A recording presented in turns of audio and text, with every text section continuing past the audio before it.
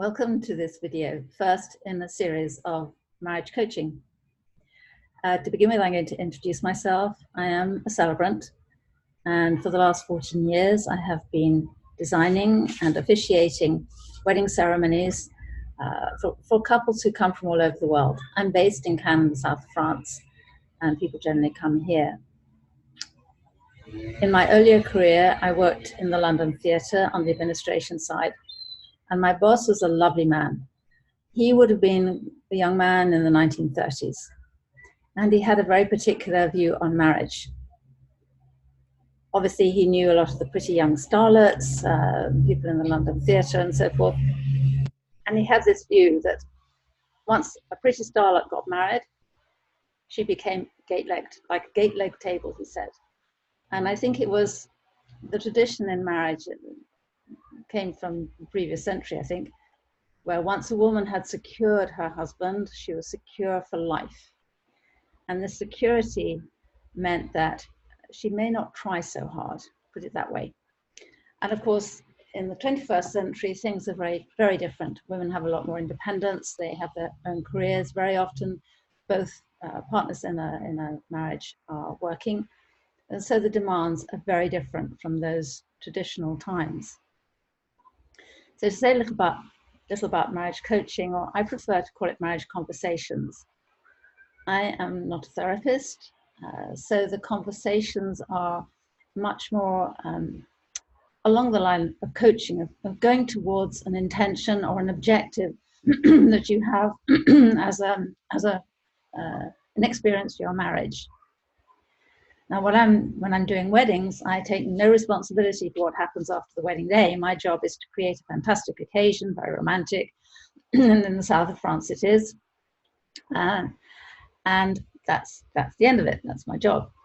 However, I'm aware that even some of the most beautiful weddings that I officiate don't necessarily guarantee long-term happiness and fulfillment. And that really touched a note in me that made me want to help couples to create longer lasting happiness and fulfillment. So that's what has led me to doing the coaching. So it's really more educational. It is about awakening to the tremendous possibilities and opportunities that are available in the marriage experience. And in so doing, in that process of awakening, to lead into greater happiness and fulfillment throughout the marriage experience. And so I like to see it as a spiral upwards, so that the experience and the loving in the relationship really grows and expands.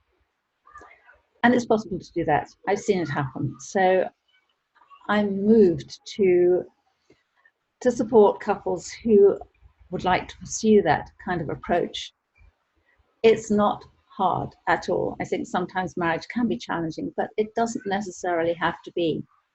And so that's what I'm offering as a coach, to assist people smooth out the rough times that happen. Life throws things at us. Life is very challenging at the moment, with double careers perhaps, just items on the news, social media, you name it. It's incredibly busy, and it's very easy to lose connection and be distracted from what I regard as a sacred opportunity, that of marriage. So there are just 3 points that I want to share with you in this video. The first one is to be. It's so valuable to take time just to be with your partner, with your loved one. It may not be a great conversation, I'll come to that in a moment, but it's just that you have comfort, you feel safety, and you trust each other. And sometimes life is challenging and that trust can be challenged. But it's really important to restore it and to have those qualities, those time together when you can just be together in who you are. And that really leads into the second point I want to make, and that is communication. Frankly, without communication, you don't really have a relationship, is my point of view. So communication happens best in what I call a safe space. So you don't feel threatened. So you haven't got, I would say, clutter in the way of self-doubt, judgments, resentment, guilt, anger, you name it, the whole whole collection of things which emotionally can be negative, can get in the way of really making that essential contact, and then having the confidence to say what needs to be said, and the confidence and trust to be an open and willing listener to what is said without taking things personally. And I have actually written an article on my website on active listening, which you might like to have a look at. So communication is so important and revitalizes your relationship. When you're able to deal with the difficulties that occur, your energy flows more freely, and that can actually include financial flow in a marriage where things are stark. Sometimes that can affect financial flow and sometimes even physical health, as I've observed. So that's the second one, communication. The third one is flexibility. And I think there are many ways this comes about. Is being able to accept your partner the way he or she is, just as they are. And I know that's not always easy. There are times when a person can really, I think the word now is trigger you, and you can react in all kinds of ways. You may react like a porcupine with attack, or you can retreat like a hedgehog. Those two terms I've learned as I've studied what makes marriages successful.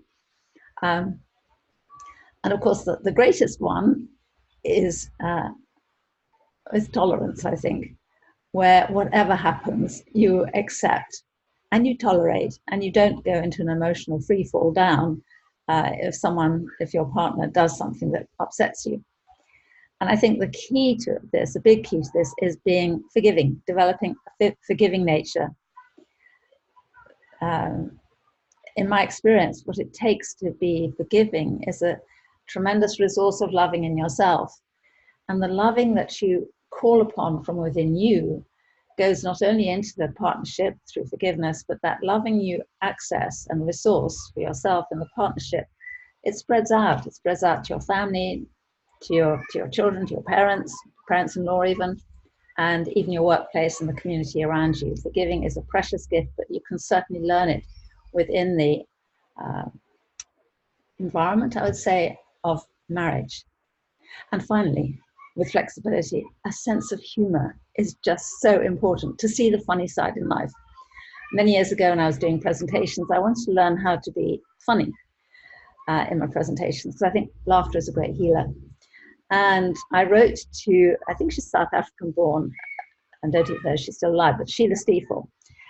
And I really appreciated her humor. And I wrote to her and I said, could you teach me humor? I'd like to include humor in my presentations. And she's very sweet. She wrote back and she said she'd tried to teach comedy in a drama school, probably one of the London drama schools. And she said, it really can't be taught. She said, you have to train yourself to see the funny side in life. And that stayed with me. So it's very easy to get caught up in the drama of a situation and lose your sense of humor. It's so vital. It's very healing. Humor is healing. So those are just my 3 points I wanted to share with you today. Being, to be, communication, and flexibility. And I have more. In fact, I have a tremendous amount to say about this.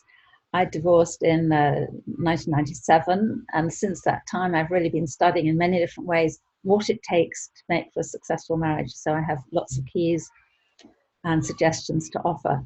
And of course, I'm very open to having a conversation with you to see if I can assist you with your marriage partnership. It would be my great joy. So, and I did mention my website. My wedding website is annenailercelebrant.com. And I shall put a reference to that somewhere, I think, when I introduce this video to you. So I wish you a wonderful weekend, if it is a weekend when you are viewing this. And I'd look forward to hearing from you. Any comments, anything you'd like to share with me, any questions, I'd be delighted to hear from you. Thank you for watching. Bye-bye.